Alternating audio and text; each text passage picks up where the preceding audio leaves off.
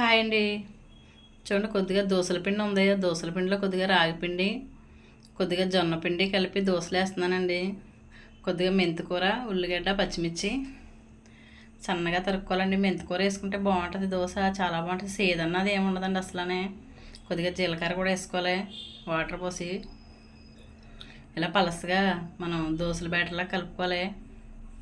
అలా కలుపుకుని ఇలా రేకు మీద రేకు బాగా కాలేకేసుకోవాలండి. ఇంకా పలసగా కలుపుకుంటే రవ్వ దోశలో అవుతుంది మంచిగానే. కానీ మా మాయ పలసగా తినడం, అందుకే నేను కొంచెం చిక్కగా కలిపేస్తున్నాను. మనం మెంతికూర వేసుకోవడంలో దోశ భలే మంచి స్మెల్ వస్తుందండి, చాలా బాగుంటుంది. ఇది షుగర్ ఉన్న వాళ్ళు గట్టా తింటే చాలా మంచిది. ఇలాగా దోశ అయితే చాలా బాగుంటుందండి టమాటా చట్నీతో తింటేనే. చూడండి ఎంత బాగా వచ్చినాయో. కొంచెం మెత్తగా ఉంటే ఇష్టం, అందుకే మెత్తగా కాల్చానండి నేను.